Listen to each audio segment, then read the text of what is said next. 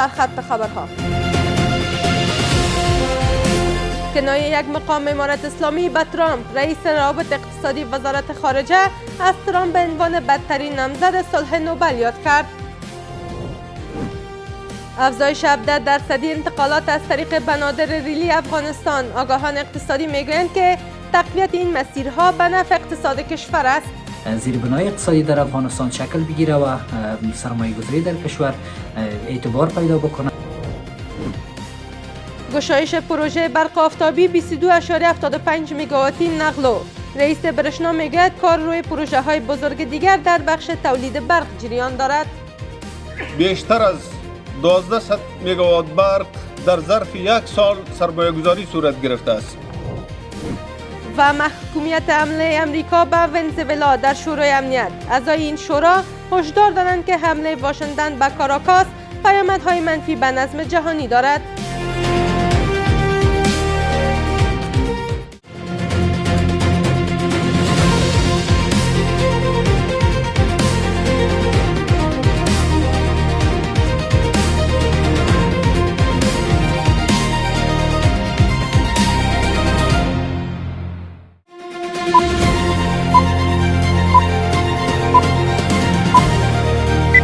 سلام و وقت شما بخیر. به مجموعه خبر این ساعت از میز خبر خوش آمدید. امروز سه‌شنبه 16 جدی 1404 هجری خورشیدی است که برابر میشد با 6 جنوری 2026 میلادی. مشروع خبرها. در ادامه واکنش‌ها به حمله نظامی امریکا به ونزوئلا به دستور دونالد ترامپ، شفیع اعظم رئیس روابط اقتصادی وزارت خارجه امارت اسلامی از رئیس جمهور امریکا به عنوان یکی از بدترین نامزدهای صلح نوبل یاد کرد. او در صفحه ایکس خود با لحن طنزآمیز خطاب به ترامپ گفت که جهان جایزه صلح را به او نداد و اکنون زمان آن رسیده است که خود را برای نبردها آماده کند. وزارت فواید عامه از افزایش 17% حجم انتقالات کالا از طریق 4 بندر ریلی افغانستان در سال گذشته میلادی نسبت به سال قبل آن خبر داده است. گزارش از ناهید تاندر. با پایان سال 2025 وزارت فواید عامه آمار می‌دهد که در جریان سال گذشته میلادی حجم انتقالات کالا از طریق چابهار بندر ریلی افغانستان به 5.1 میلیون متریک تن رسیده است. سخنگوی وزارت فواید عامه با اشاره به افزایش حجم تجارت از طریق خطوط آهن میگوید که این ارقام در سال 2024 میلادی 4.3 میلیون متریک تن بود که در سال 2025 میلادی نسبت به سال گذشته افزایش 17.65% را نشان می‌دهد. بر اساس آمارها در سال 2025 میلادی حجم انتقالات کالا از طریق 4 بندر ریلی افغانستان به 5.1 میلیون متریک تن رسیده است، در حالی که این ارقام در سال 2024 میلادی 4.3 میلیون متریک تن بود. آقای حقشناس همچنین می‌افزاید که در سال 2025 مواد نفتی و غیر نفتی و مواد ساختمانی به کشور وارد شده است و صادرات در این سال میوه خشک، برنج، کچالو، سنگ‌های معدنی، جوس آب انار و دیگر اقلام زراعتی بوده است. در سال 2025 میلادی وارداتی که به افغانستان صورت گرفته است مواد نفتی، غیر نفتی، مواد ساختمانی، خوراکی از قبیل آرد، روغن، برنج، شکر و مواد دیگه می باشه. با این حال برخی از آگاهان مسائل اقتصادی با اشاره به افزایش تجارت از طریق خطوط آهن تقویت این مسیرها را به نفع اقتصاد کشور می دانند. چنانچه افغانستان یک کشور محاط به خشکسالی و بحر دسترسی ندارد، بنابراین ایجاد خط آهن میتونه در راستای واردات و صادرات از اهمیت خوبی برخوردار باشه. این هم سبب میشه زیربنای اقتصادی در افغانستان شکل بگیره و سرمایه گذاری در کشور اعتبار پیدا بکنه. گفتنی است که میزان انتقالات در مقایسه با سال گذشته افزایش چشمگیر داشته که به گفته وزارت فواید عامه این امر نشان دهنده بهبود ظرفیت عملیاتی، تنظیم بهتر روند انتقالات و استفاده مؤثر از امکانات زیربنایی است. پروژه برق آفتابی 22.75 مگاوات نقلو در مراسم امروز گشایش یافت. عبدالباری عمر رئیس عمومی شرکت برشنا در این مراسم گفت که کار روی پروژه های بزرگ دیگر در بخش تولید برق در کشور در حال انجام است. آقای عمر افزوده که برشنا یک شرکت بدهکار را از حکومت قبلی به ارث برده بود، اما اکنون تمام بدهی‌های خود را پرداخت کرده است. عبدالسلام حنفی معاون اداری ریاست الوزراء در این مراسم هم گفت که همکنون افغانستان به حدود 15,000 مگاوات برق نیاز دارد و در یک سال روی تولید بیش از 1200 مگاوات برق در کشور سرمایه گذاری شده است. این در حالی است که باشندگان کابل همه سال از کمبود برق و پرچاوی‌های دوامدار شکایت دارند.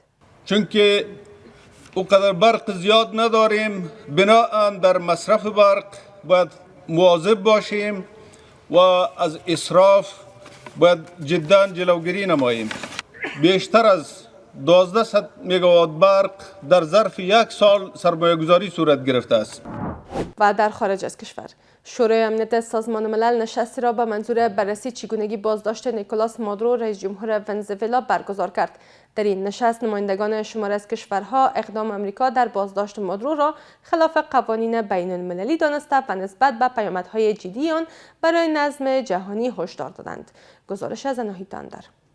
شورای امنیت سازمان ملل روز دوشنبه نشست را به منظور چگونگی بازداشت نیکولاس مادورو رئیس جمهور ونزوئلا از سوی نیروهای ویژه آمریکا برگزار کرد. در این نشست معاون سرمنشی سازمان ملل متحد درباره ونزوئلا از احتمال تشدید بی‌ثباتی در این کشور و تاثیرات بالقوه آن بر منطقه ابراز نگرانی کرد و با اشاره به عملیات اخیر نیروهای ویژه آمریکا در بازداشت نیکولاس مادورو گفته که این اقدام بدون رعایت کامل قوانین بین المللی صورت گرفته و میتواند پیامدهای جدی برای نظم جهانی داشته باشد.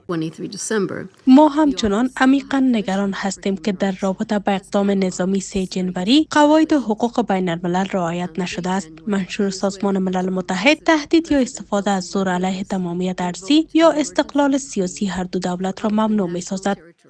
در این نشست نماینده روسیه عملیات آمریکا در ونزوئلا را تجاوزگرایانه و برخلاف منشور سازمان ملل دانست. نماینده چین نیز تاکید کرد که آمریکا با نادیده گرفتن پروتکل‌های بین المللی خود را به پلیس جهان تبدیل کرده و باعث بی‌نظمی در نظام بین المللی شده است.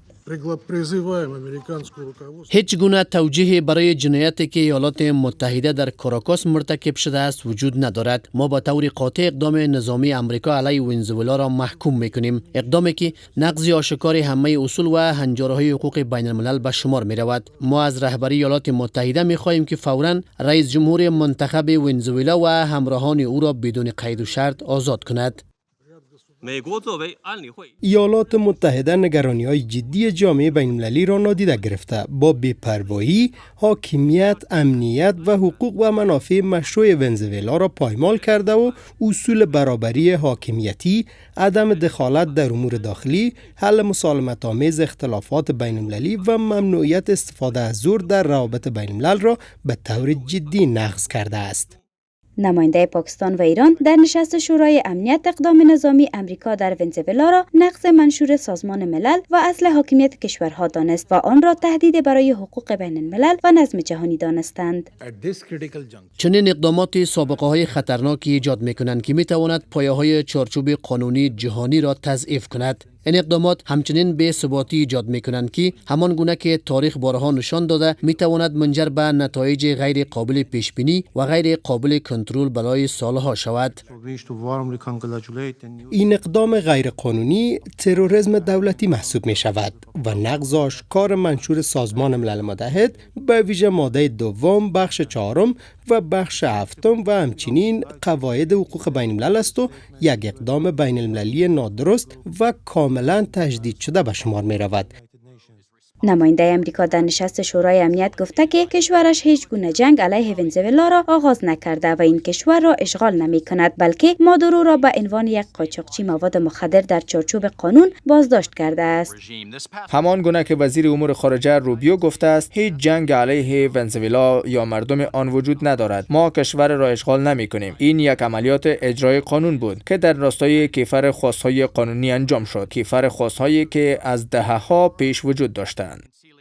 در سوی دیگر نماینده ونزوئلا در نشست شورای امنیت اقدام آمریکا را حمله مسلحانه غیر قانونی دانست و گفته که عملیات نقض آشکار قوانین بین المللی و حاکمیت ملی ونزوئلا است. در آن روز جمهوری بولیواری ونزوئلا هدف حمله مسلحانه نامشروع قرار گرفت که هیچ توجیه قانونی نداشت. توسط دولت ایالات متحده آمریکا حمله‌ای که شامل بمبارمان قلمرو ما، تلفات انسانی در میان غیر نظامیان و نیروهای نظامی، تخریب زیرساخت‌های حیاتی و غیر نظامی و آدمربایی رئیس جمهور قانونی نیکولاس مادورو و مورالس بانوی اول بود. این در حال است که پسر نیکولاس مادورو رئیس جمهور بازداشت شده ونزوئلا در سخنرانیش در مجلس قانونگذاری ونزوئلا اعلام کرده که خانواده مادورو تا زمان بازگشت او به انجام وظیفه ادامه خواهد داد و افزوده که اداره کشور در شرایط کنونی در دست افراد قابل اعتماد قرار دارد.